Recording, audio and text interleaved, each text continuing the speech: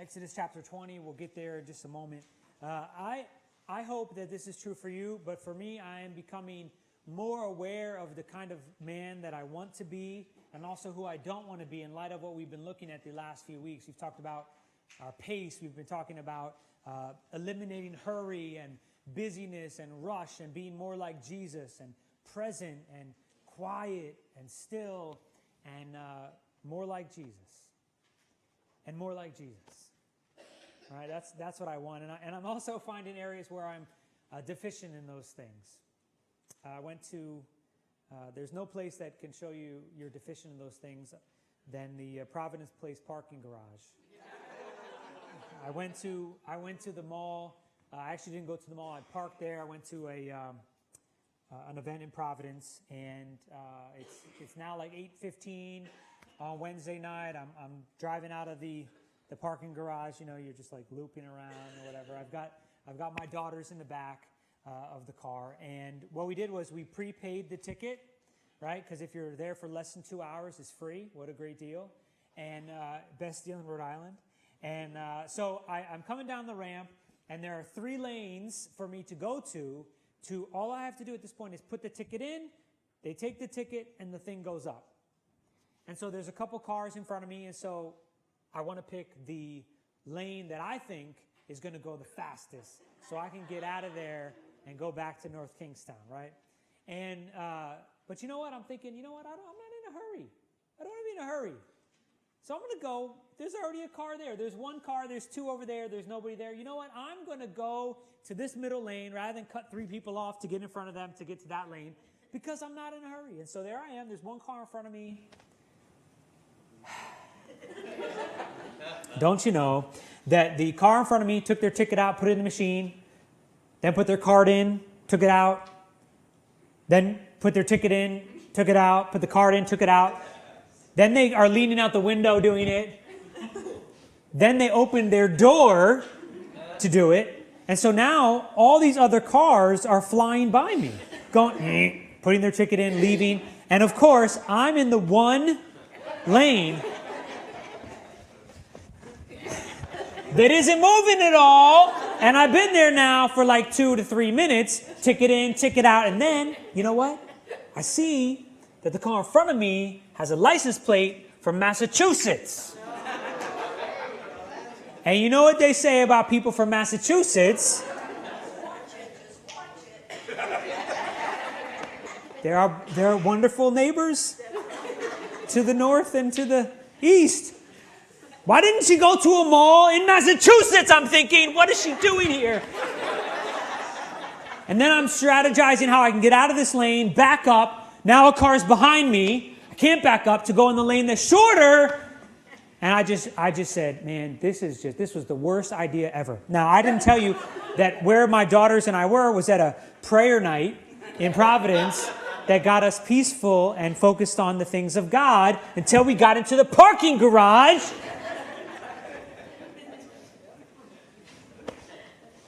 Still have some work to do. We live in a society, I'm sure you feel this way, where time is moving very fast. I've heard it said my whole life that the older you get, the faster time moves. And it's true, right? Do you agree with that, right?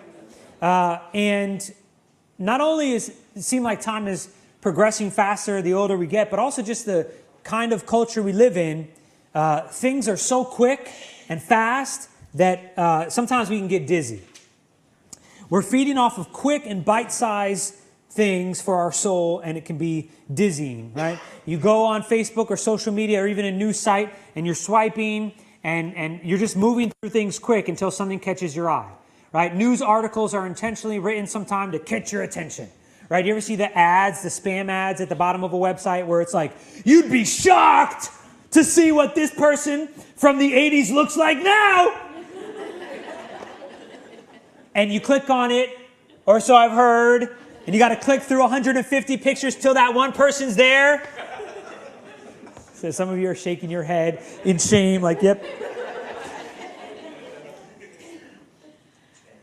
Just in the last month or so, I want to remind you of the things that have happened in our world and in our country.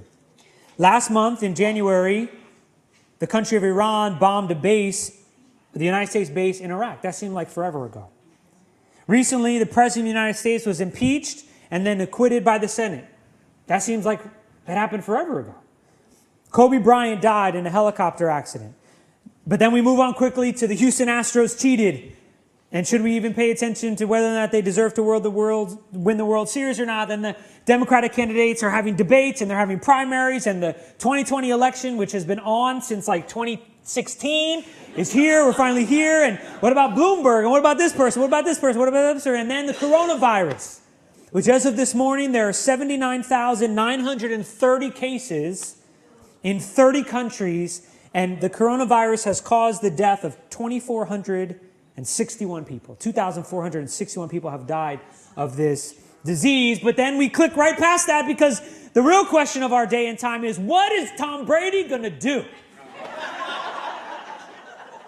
And so like in a month, I just flew by like what ordinarily would think would be major news and historical events, but it's just seems like it was forever ago. We're moving so fast that we can't even make a connection sometimes with what's going on in the world. I have a friend who went on a missionary trip last month to Indonesia. And while they were there doing a training for children's workers in the church there, the whole coronavirus thing blew up. And so she told me that when I saw her last week, and what I did was I had a moment where I said, tell me more about that. Because I've heard about it on the news, right? And then the next news story comes, and then the next thing happens, and then there's a commercial, and then we're on Facebook, and then boom, boom, boom. And I said, tell me what it was like. And she said that people from the region where this virus started were at the conference, and they couldn't go home. The wife and the children were still at home, but the husband and one of the child came with them, and they were stuck in Indonesia and couldn't go back home. And she told me how they were online at the airport, right, in this Asian country, and there 4 or 5, white American missionaries that were going all got passed to this line for security and for screening, and then one of them was asked to go on that line. And that line had a bunch of Asian people with masks coughing, and it's this one like 20-year-old girl that's all by herself. And she's telling me the story, and suddenly it became real and personal, because I actually took the time to slow down and say, what's going on here?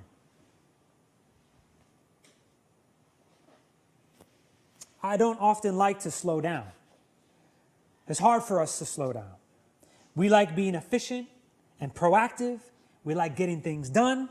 We like making a phone call with our ear pods, while we're writing the email, while we're working out, while we're eating.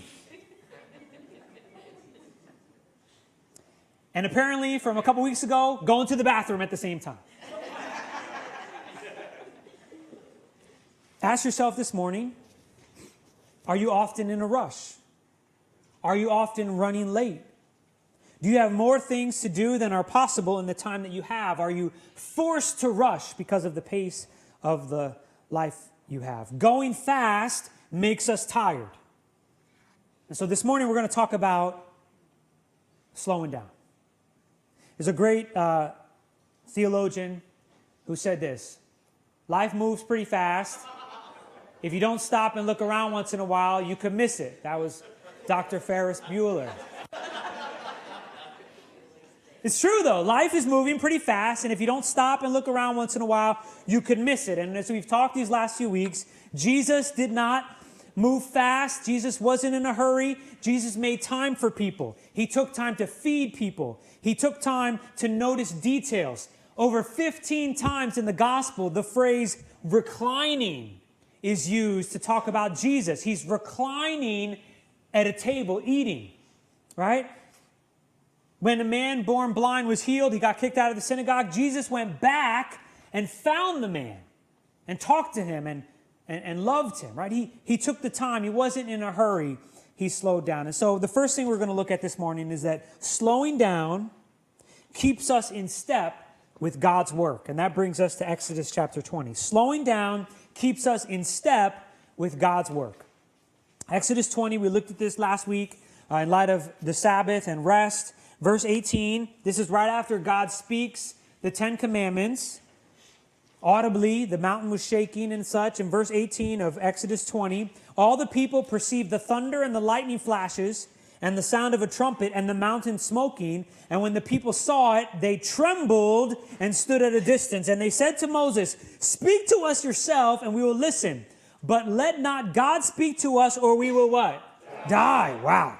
Moses said to the people, do not be afraid, for God has come in order to test you and in order that the fear of him may remain with you so that you may not sin. And so the people stood at a distance while Moses approached the thick cloud where who was? God. Oh, hey, that's interesting. Right. Okay, go to Exodus 24. So God speaks to the people. They all say, stop, please. We're going to die if we hear the voice of God. Remember, the last time God audibly spoke, the universe came into existence. Now he's speaking to his people, the first of his commandments, and they can't handle it. And he said, this is good, so that you fear me. We're going to send Moses up there to talk to you. Now look what happens.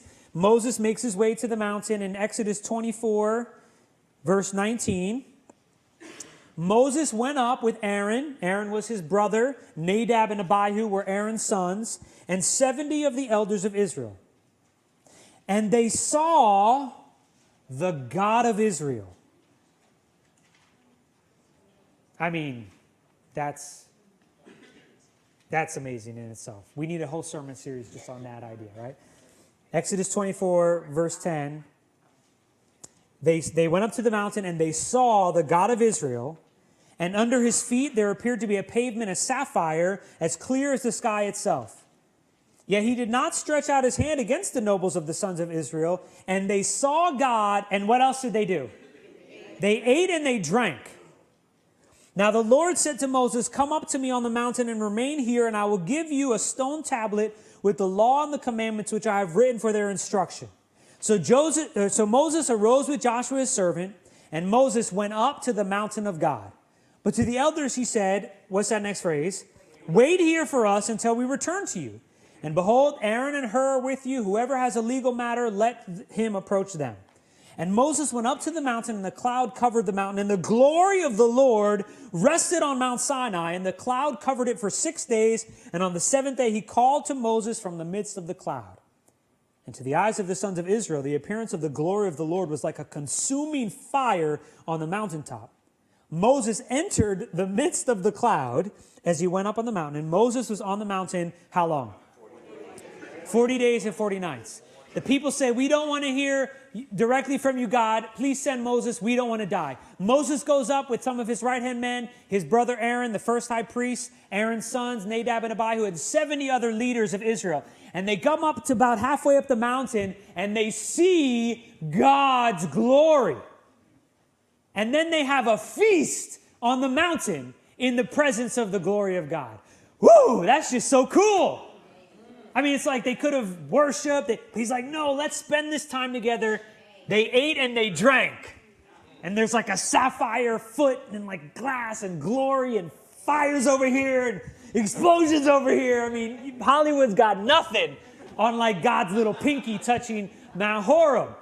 They have a feast. They're there for a little while. And then Moses goes to the top. What does the top of this mountain look like? A volcano spontaneously combusting with fire and glory and clouds and thunder. And Moses, 80-year-old Moses, with his staff, goes on up to that, and everybody's like, Moses is going to meet with God.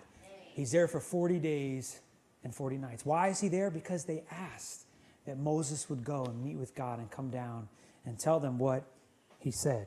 Now let's jump to chapter 32, page 91. So the chapters that I'm jumping over are God talking to Moses about his relationship with his people and the covenant that they'll make. And I want you to see what happens here. Exodus chapter 32.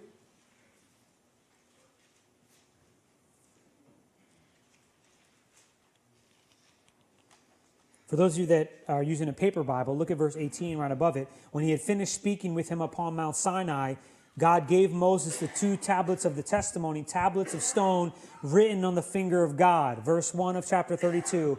Now when the people saw that Moses, what's that word? delayed to come down from the mountain, the people assembled about Aaron and said to him, "Come, make us a god who will go up before us. For this Moses, the man who brought us up from the land of Egypt, we do not know what has become of him." That's when the collective congregation reading this would go, Verse 2. Aaron said to them, "Tear off the gold rings which are in the ears of your wives, your sons, your daughters, and bring them to me." Then all the people tore off the gold rings which are in their ears, and they brought them to Aaron. He took this from their hand and fashioned it with a graving tool and made it into a molten calf. And they said, "This is your God, O Israel, who brought you up from the land of Egypt." Now when Aaron saw this, he built an altar before it. And Aaron made a proclamation and said, "Tomorrow shall be a feast to the Lord." So the next day they rose early and offered burnt offerings and brought peace offerings. And all the people sat down to eat and to drink and rose up to play. Verse 7. And then the Lord spoke to Moses, "Go down at once, for your people," notice he doesn't say my people, "for your people whom you brought up from the land of Egypt have corrupted themselves." And listen to what God says in verse 8. "They have quickly turned aside from the way which I commanded them. They've made for themselves a molten calf and have worshipped it, sacrificed to it, and said, 'This is your God, O Israel, who brought you up from the land of Egypt.'" Many lessons from this record, but the one that's relevant for us this morning is that the people felt that God was taking too long. He was moving too slow for them. We don't know what happened to Moses. It's been 40 days since he walked into a volcano. We're just getting itchy to worship something. Aaron. Yeah, you, Aaron, the guy that Moses left in charge, who was up in the feast part of the mountain in the glory of the Lord. Yeah, you, Aaron, can you make for us a god so we can worship? And he did it. God was taking too long for them, and so they took matters into their own hands. Slowing down keeps us in step with God's work. We have a hard time with this. We have a hard time waiting on God. Many songs we love to sing, I love to sing, that include this, waiting here for you. And we're all like, "Oh my gosh, yes we are, we're waiting here for you. Until we're not anymore. And then we'll get a cow." Sometimes God works slow. In fact, change in our lives is usually slow. Growth is usually slow. Sometimes it's not, but a lot of times it is. Anybody that's ever made a change in their life, can you say amen to it's not always quick? Amen. Right? True, lasting, godly, transformative change sometimes, usually, is slow. Waiting on God is the practice of us slowing down and aligning ourselves with God's pace, with God's timetable. You don't have to turn there, but in Exodus chapter 13, when God delivered his people, he said, "I'm not going to take you through the land of the Philistines. I'm going to take you through the wilderness." So when God delivered his people from this area right here, bringing them to the promised land right here, they could have gone like this, 4 to 5 days. But you know how they went? This.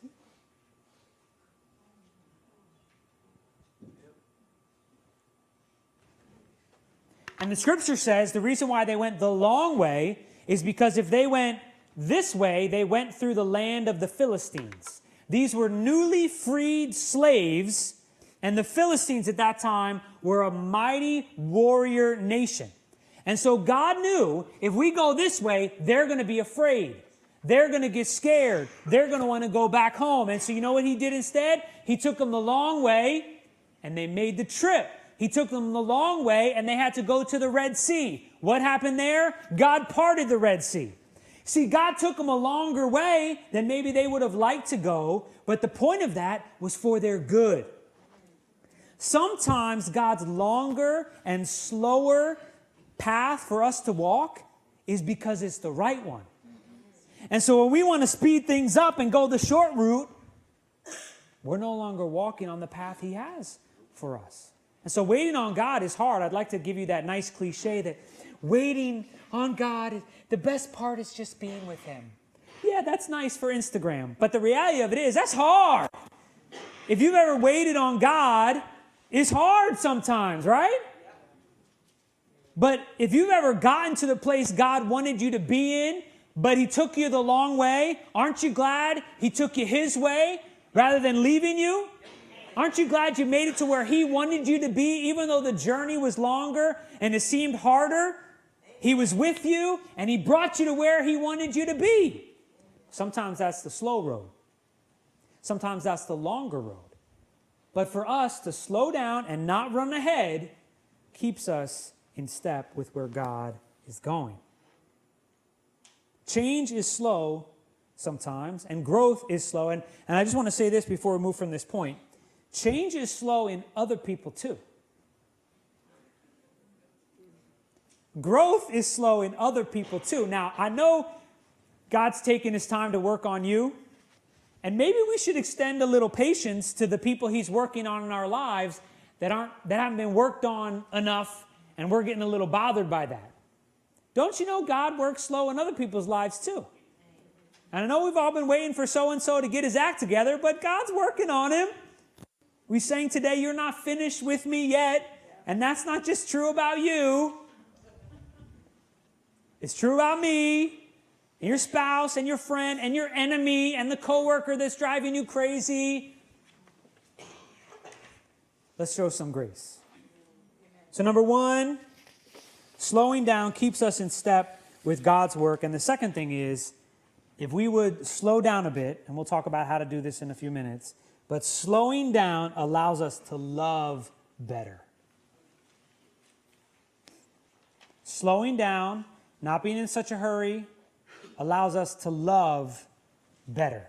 And so that's why this is actually a big deal. This isn't just like us being like more chill. Hey. No, actually slowing down is really important because the greatest commandment is to love God and to love our neighbor. And just like last week where we talked about you're better at loving your neighbor when you're well rested, you're also better at loving your neighbor when you're slowing down. Slowing down. So here's what John Mark Comer says. He says this. He says, hurry and love are incompatible. All my worst moments as a father, a husband, and a pastor, even as a human being, are when I'm in a hurry, late for an appointment, behind on my unrealistic to-do list, trying to cram too much into my day. I ooze anger, tension, a critical nagging, the antithesis of love.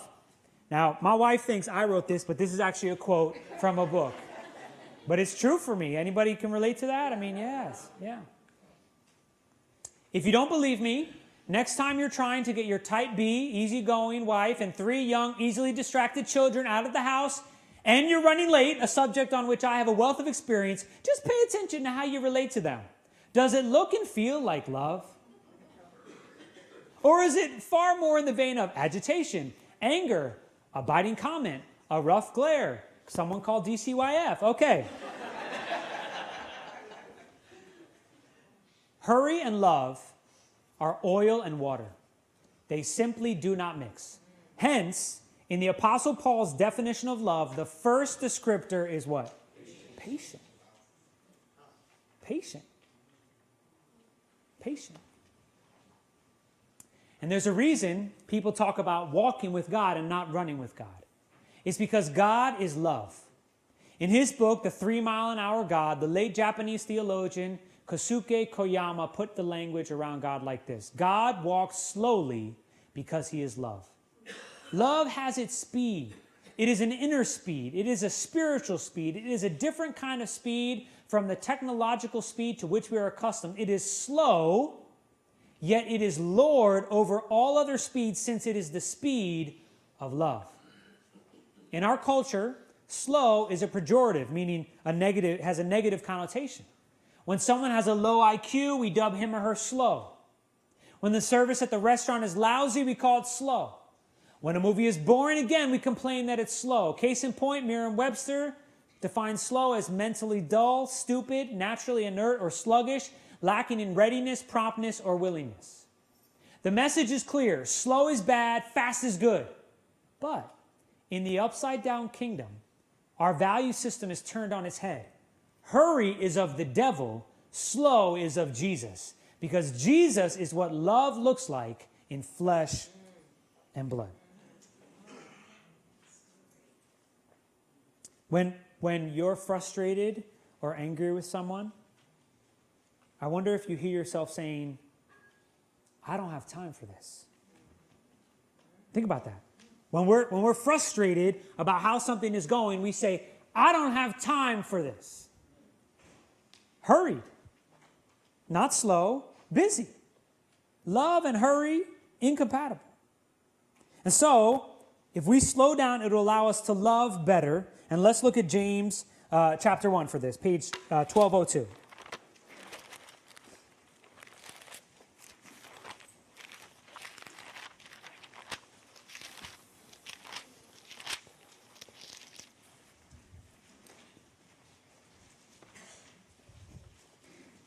James chapter 1.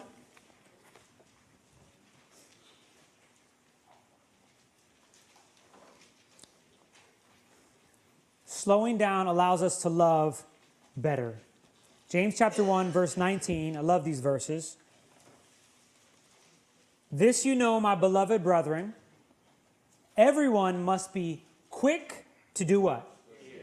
Quick to hear, slow to speak, slow to anger. For the anger of man does not achieve the righteousness of God.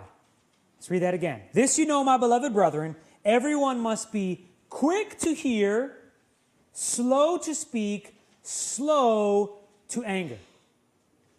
So the Bible is commanding that we be quick in some things and slow in other things. We should be quick to do what? Yes. Quick to hear, quick to listen. You and I should be quick to listen, but slow to speak and slow to get angry. And the reason why is because one of the most powerful ways you can show love to someone is to listen to them. If you're slow to speak, but quick to listen, you're going to show love to people. Slowing down helps us love better. And in this instance, we're learning that the way we can love better is by not being so quick to say something, but quick to listen, slow to speak. Listen to this great quote by David Osberger. He says, being heard is so close to being loved that for the average person, they are almost indistinguishable. We feel loved when someone listens to us. And you show someone love when you listen to them. However, when we're in a hurry and we're not slowed down, we don't stop enough to listen. What we find ourselves doing instead is you stop listening to what the person is saying and start formulating what you're going to say while they're still talking. Can anybody who's married say amen to doing that once in your life? Someone's talking and you're already thinking about what you're going to say, maybe to help them, or maybe to fight with them and to disagree with them. They're still talking. How do you know if at the end they go, everything I just said, psych? I do that to my wife all the time. I don't know why she gets upset. I'm just saying, just kidding. At the end, she wasn't listening.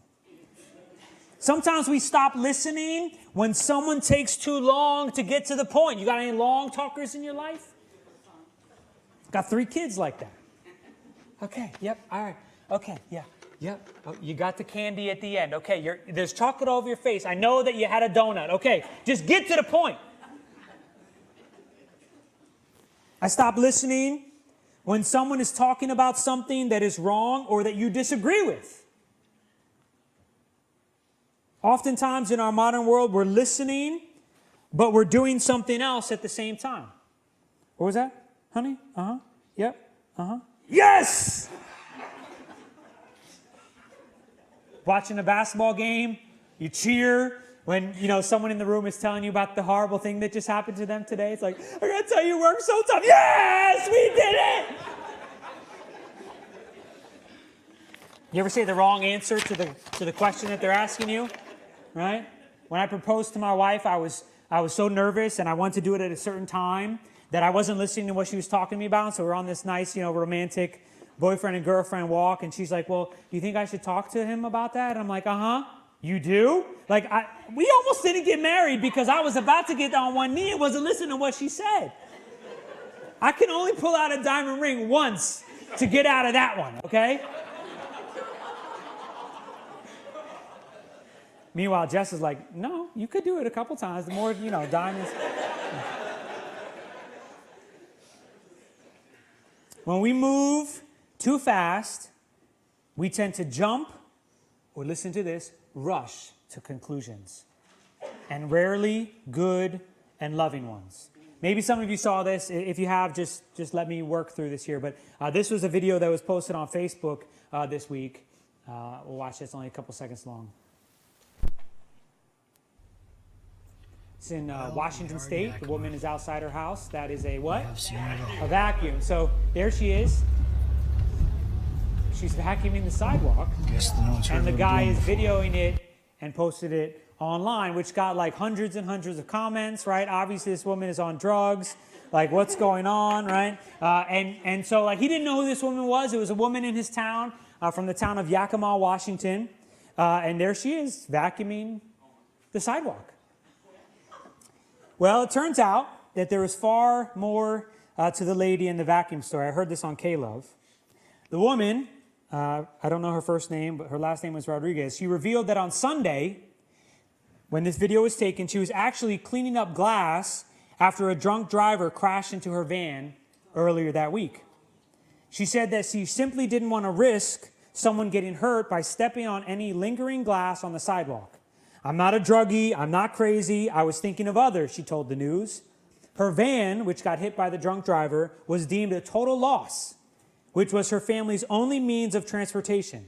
What's worse, she said that the driver didn't have any insurance. He broke 3 of the glass windows on the back of my van and it shattered everywhere, she said. I didn't know what else to do. I was thinking about other people and the animals, and I didn't want them to get hurt. And so you know what she did? She vacuumed the sidewalk. Crazy. How quick. This guy, who didn't even know her, posted on Facebook, got a cheap laugh, didn't know what was going on, didn't stop, didn't slow down to say, hey, what's going on, right? What if she was on drugs? Maybe he could have helped her, right? But no, we live in a society where things are moving so fast. Let's post this video on Facebook so I can get a bunch of likes, a bunch of comments. Everybody can laugh, and when I see them in person, they go, oh my gosh, that video is crazy. Oh my gosh, what's that lady doing? And then somebody asked her what she was doing. Slow down, quick to listen, slow to speak, slow to get angry. See, when we slow down, we don't rush to conclusions. When we slow down and listen, we actually can love people. We can actually find out what's going on in the fuller picture of the story. I mean, even right now, some of us are feeling like a bunch of jerks for like laughing at this woman vacuuming. We find out why. But we do that in real life all the time because we're in a hurry, because we're not slowing down enough to listen and to care.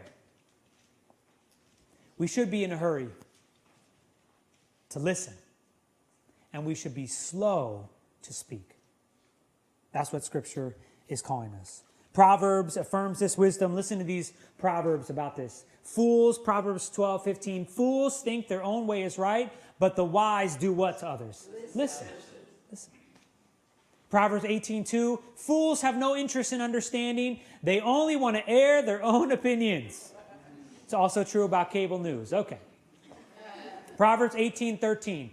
Spouting off before listening to the facts is both shameful and foolish.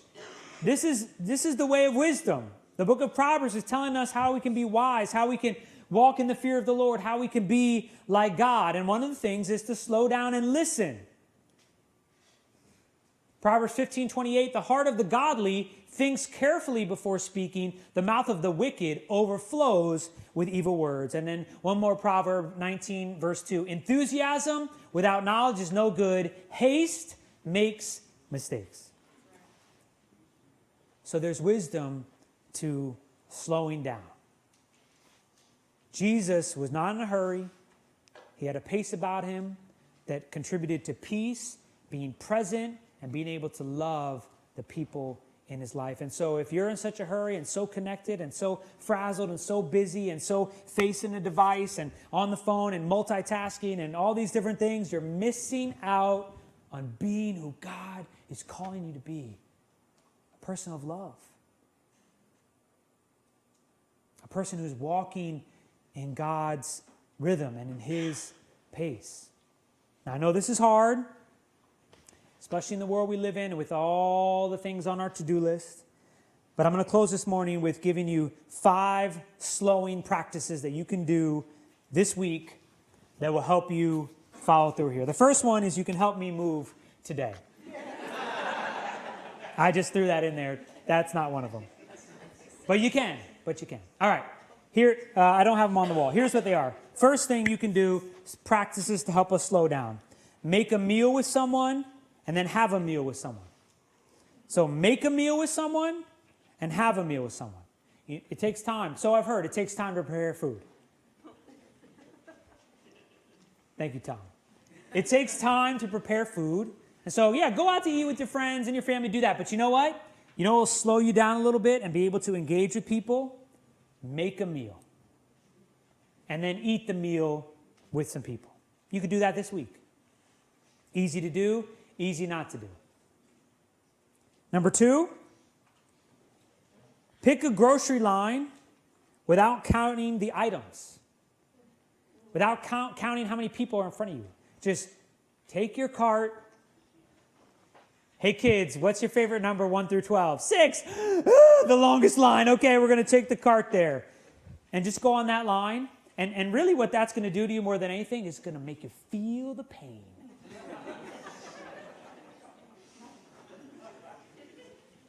All right? My wife and I, when the kids were younger, had WIC checks, right? Ever been online behind somebody with WIC checks or ever had to take WIC checks out? It takes a long time. And it's easy to get frustrated, and it's easy to be irritated and be like, well, if they just worked a little harder, maybe stop it. Get on the longest line and realize how weak you are, people. Don't take your phone out. Just stand on the line and go, man, I can't wait these extra 3 minutes. I can't wait these extra 7 minutes. Why? Just stay on the line, see what's going on around you. Maybe God will do something. Maybe He will bless the cashier. Maybe you'll be able to help the person in front of you instead of being irritated. Maybe you could talk to the person behind you about how, you know what, I picked this line on purpose. Did you? Did you?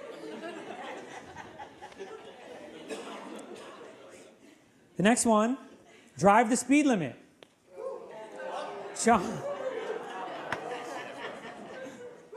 John Mark Comer in his book mentions this. He says that there's only a few people on the highway that actually do the speed limit, right? The older grandma in the station wagon, and then him. But here's the thing, and especially on short distances, and you can look up the stats yourself, right? Going 10, 15 miles over the speed limit sometimes gets you to where you're going like 2.5 minutes sooner, with a 26% higher rate of accident. So you know what? Drive the speed limit this week. See what happens. Feel the burn. Feel the pain. Right? Just sit there. You know what? Talk to the people in your car. Pray. Praise God. Add more time by doing that. Right? Just do the speed limit. All right, 2 more. The next one. Don't rush away from an event or a meal as soon as it's over. Don't rush away from an event or a meal as soon as it's over. Sometimes my kids, they eat so much food so quickly so they can get out of here. May I be excused? I haven't even sat down yet. How did you finish your food? Right?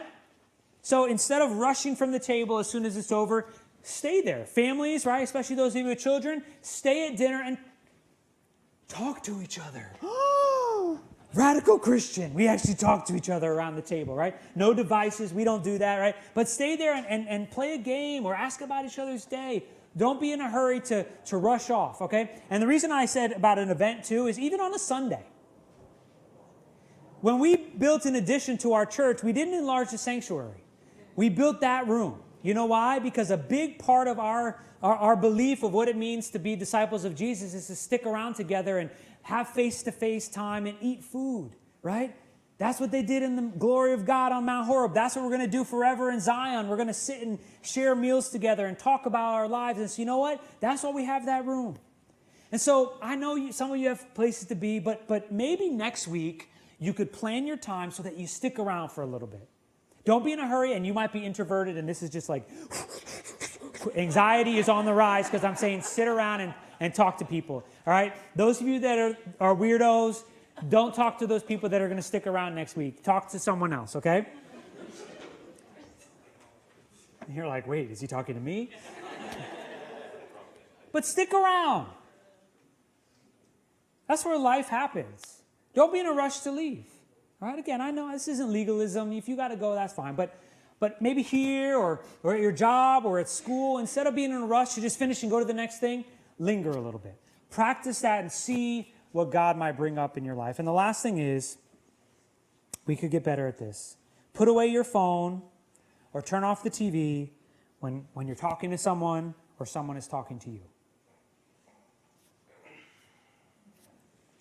You'll finish the email later. A lot of times I'll say, like, hold on 1 second. I really want to pay attention to what you have to say, but let me just finish this, right? Ron and I were talking this morning how if I don't write something down right away, I forget it a lot of times, right? So I get it, but then put the phone away, turn the TV off, and talk to your wife.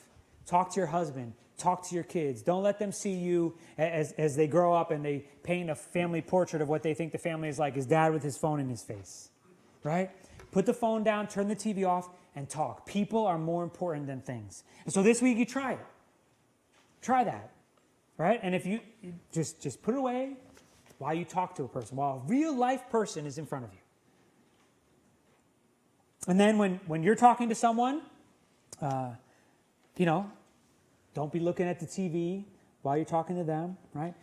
What's going to happen is if we decide to do this more, not only is we're going to be better listeners and care about people and love people more and listen to people, we're going to realize how prevalent this is in our society, how everybody's doing this, right? So those are my challenges for us this week. Practice it to help us slow down. Make a meal with someone, have a meal with someone, pick a grocery line that may be long, drive the speed limit, don't rush away from an event or a meal as soon as it's over, put away your phone, turn off the TV when you're talking to someone or someone is talking to you. And this will help us realign our rhythm with the pace of God, which is not one of rushing and busy and hurry, but one that is slow. And that's a good thing. So put your Bibles away and let's pray as we close this morning. Amen.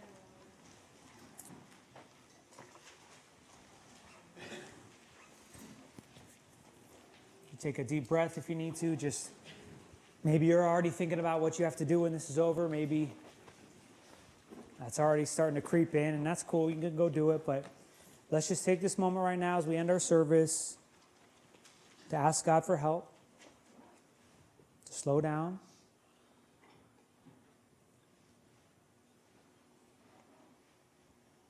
We heard this morning that slowing down helps us walk with God more closely. So ask Him to help you slow down so you can not run ahead of Him.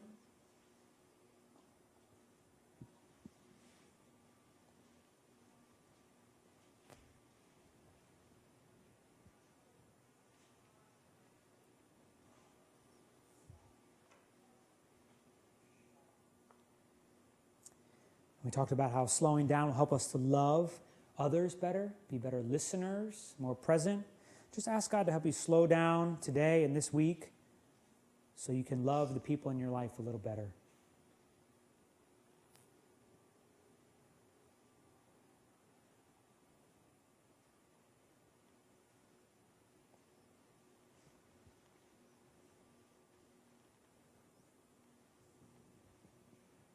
Father, help us to be quick to listen, slow to speak, slow to get angry, quick to love, quick to care. Forgive me, God, where I've let being in a hurry cause me sin against my family, people I love, people I don't even know. Forgive me, God, where I've been in a hurry and haven't waited on you. Or I've been frustrated with your pace in my life.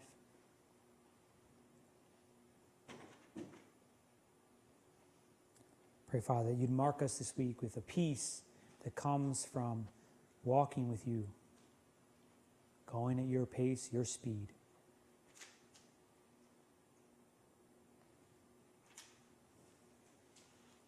Father, I pray that these sermons and these messages that we've been hearing these last few weeks, God, that you'd help it to change us. I know that change is gradual. But God, when we sing As We Seek Your Face, it's because that's what we want, God. We want to see you. As we seek your face, God, may we know your heart. May we feel your presence, God. May we feel your acceptance.